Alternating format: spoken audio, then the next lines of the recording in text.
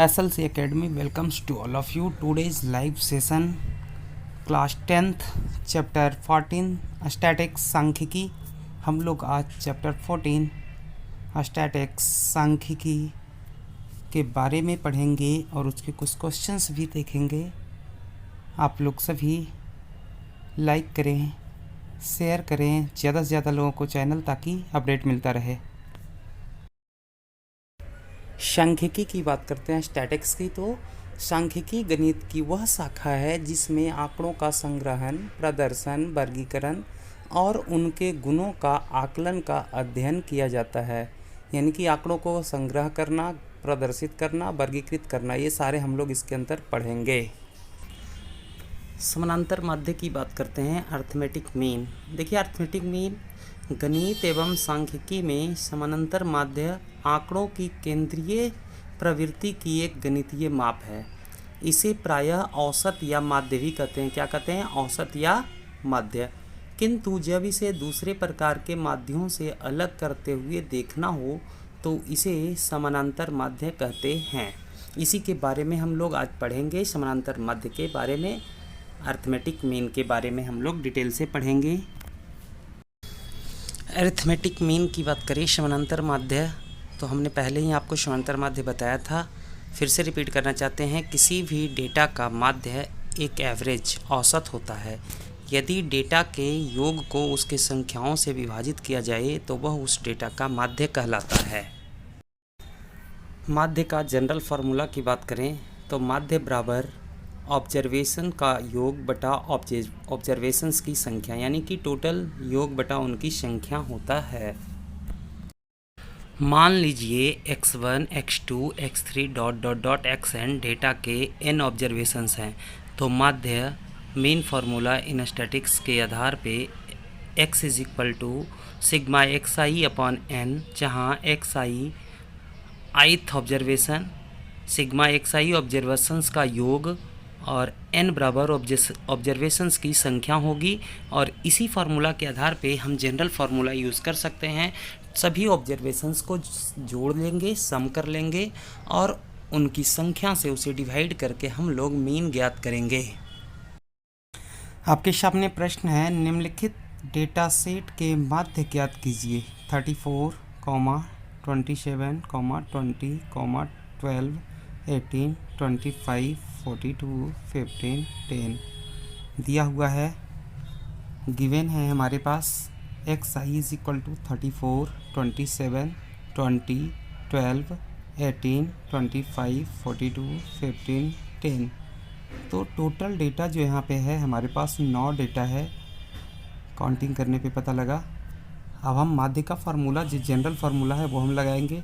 माध्य बराबर sigma xi upon n, और सभी को जोड़ेंगे और उसकी संख्या से डिवाइड करेंगे। तो हम लोग यहाँ पे जोड़ते हैं 34, 27, 20, 12, 18, 25, 42, 15, 10। सभी को जोड़ने पे हमें 203 प्राप्त होता है और टोटल संख्या 9 है। 9 से 203 को डिवाइड करते हैं, 22.5 हमारा माध्य प्राप्त होता है। यही हमारा सही आंसर है, 22.5। माध्य बराबर 22.5 होगा राइट आंसर। आप भी ट्राई कर सकते हैं। इस तरह के बहुत सारे क्वेश्चंस सिंपल हैं जिसको आप ट्राई करें, और practice makes a man perfect. हमेशा प्रैक्टिस करते रहें ताकि आप परफेक्ट अपनी लाइफ में बन सकें। समूहीकृत डेटा के लिए माध्य ज्ञात करने के मुख्य 3 विधियां हैं, 3 तरीके हैं। पहला डायरेक्ट मेथड, प्रत्यक्ष विधि। दूसरा एज्यूम्ड मीन मेथड, कल्पित विधि। और तीसरा स्टेप डेविएशन मेथड, पग विचलन विधि। इन तीनों विधि से हम लोग आज क्वेश्चन करके देखेंगे, सीखेंगे कैसे हम माध्य निकालते हैं। डायरेक्ट मेथड, प्रत्यक्ष विधि की बात करें तो प्रत्यक्ष विधि में हम लोग मान लीजिए x1, x2, x3 dot dot dot xn data के n ऑब्जर्वेशंस हैं जिनकी frequency f1, f2, f3 dot dot dot fn है। तो माध्य बराबर होता है sigma fi xi upon sigma fi, जहाँ सिग्मा fi xi ऑब्जर्वेशंस का योग है और सिग्मा fi फ्रीक्वेंसी का योग है।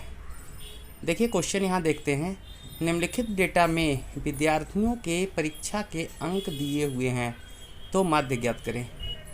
अंक विद्यार्थियों की संख्या 24, 19, 42, 1, 35, 4, 40, 2, 30, 15, 27, 22, 21, 20, 25, 5 ये डेटा हमारे पास है।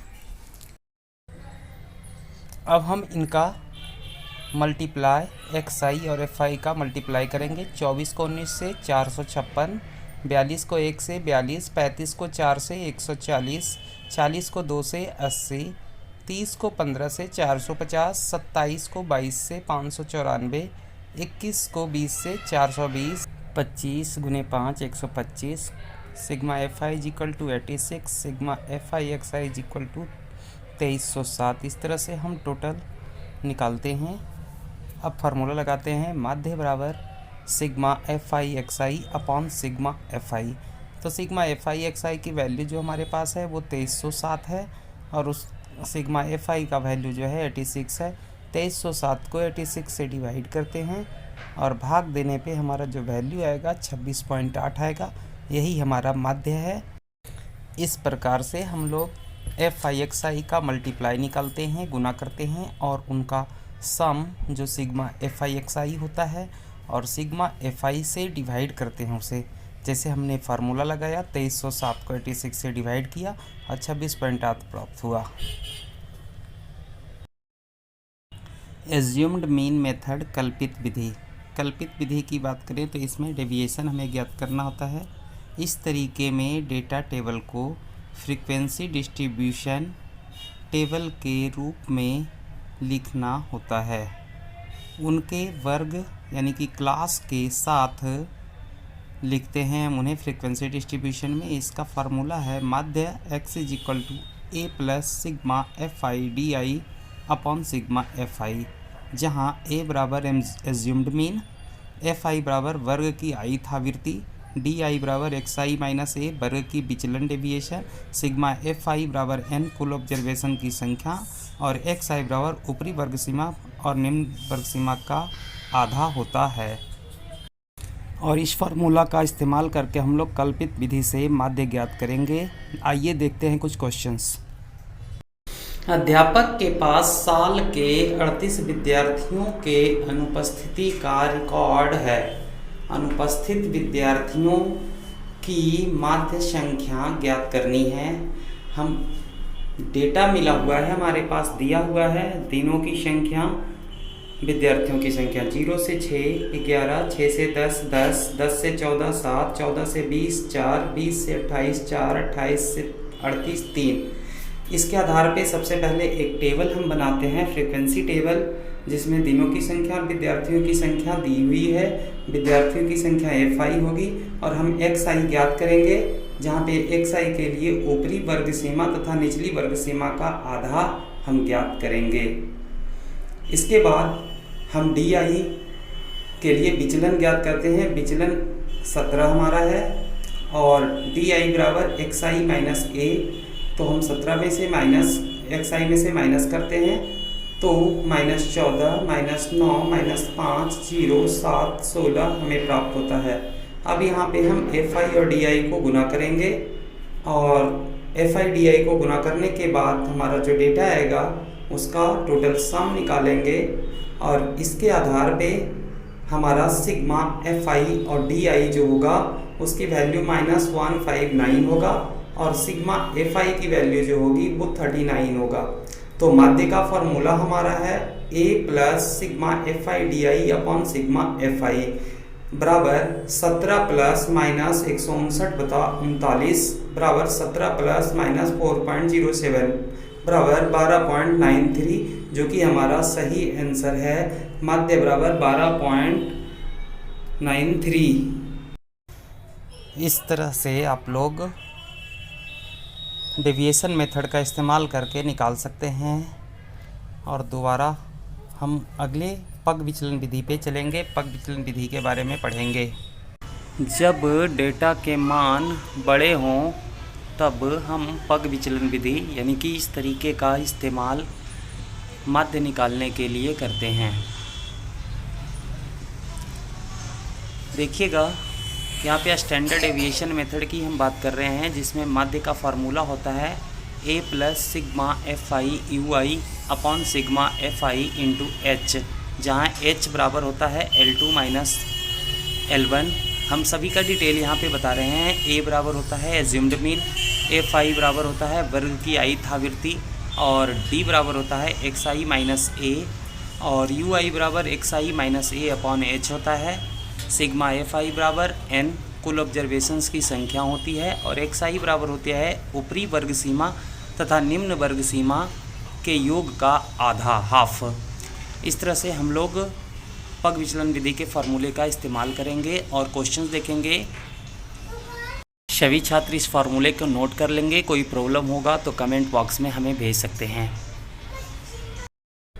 पग विचलन विधि पे प्रश्न हमारे सामने है। मंगोलपुरी के 68 उपभोक्ताओं के बिजली का मासिक खपत का आवर्ती वितरण दिया गया है, तो माध्य ज्ञात करें। देखिए 68 उपभोक्ताओं का बिजली का मासिक खपत दिया हुआ है, आवर्ती वितरण आपको ज्ञात करनी है। आपके पास डेटा दिया हुआ है 68 पे 85, यहाँ पे 68 नहीं होगा बल्कि 65 होगा, ध्यान रखिएगा। ये 68 गलत है, 65 होगा यहाँ पे सही। 65 85 4 85 105 5 105 से 125 13 125 से 145 20 145 से 165 14 165 से 185 8 185 से 205 4। ये हमारे पास डेटा है उपभोक्ताओं का। 68 उपभोक्ताओं का मासिक बिजली का खपत का आवर्ती वितरण है, जिसके आधार पे हमें माध्य ज्ञात करना है। अब हम आगे देखते हैं क्या तरीका हम इस्तेमाल करते हैं माध्य ज्ञात करने के लिए पग विचलन विधि का। हमारे पास डेटा दिया हुआ है मासिक खपत प्रति यूनिट 65 से 85, 85 से 105, 105 से 125, 125 से 145, 145 से 165, 165 से 185, 185 से 205, जिसका उपभोक्ताओं की संख्या क्रमवार दिया हुआ है। 65 से 85 4, 85 से 105 5, 105 से 125 13, 125 से 145 20, 145 से 165 14, 165 से 185 8, 185 से 205 4। ये हमारे पास डेटा है। अब आगे देखते हैं एक्स आई निकालते हैं। तो एक्स आई हमारी जो वर्गंतराल होता है ऊपरी सीमा और निम्न सीमा का योग का आधा होता है। 65 और 85 का आधा 75, 85 105 का आधा 95, 105 125 का आधा 115, 125 145 का आधा 135, जो कि हमारा बीच का वैल्यू ए होगा। 145 165 का आधा 155, 165 185 का आधा 175, 185 205 का आधा 195। इसके बाद हम डी निकालते हैं। एक्स माइनस ए पहला हमारा होता है, एक्स हमारा है 75, 75 में से हम 135 को माइनस करते हैं, -60, दूसरा -40 -20 0 20 प्लस 40 प्लस 60, ये हमारा डेटा प्राप्त होता है। अब हम लोग यू आई ज्ञात करेंगे। यू आई बराबर होता है D/H। तो -60 को हम H से डिवाइड करेंगे तो 3 आएगा, -3 आएगा, -2 आएगा, -1 आएगा, फिर 0 आएगा, फिर +1, फिर +2, फिर +3 आएगा। अब हम एफ आई और यू आई ज्ञात करेंगे। तो मल्टीप्लाई करने पे -12 -10 -13 0 +14 +16 +12 प्राप्त होगा एफ आई और यू आई को मल्टीप्लाई करने पर, जो कि सामने एफ आई और यू आई आपका दिया हुआ है। अब हम लोग यहाँ पे सिग्मा एफ आई बराबर 68 और सिग्मा एफ आई यू आई बराबर 7 प्राप्त। सिग्मा एफ आई यू आई बराबर 7, सिग्मा एफ आई बराबर 68, एच बराबर 20।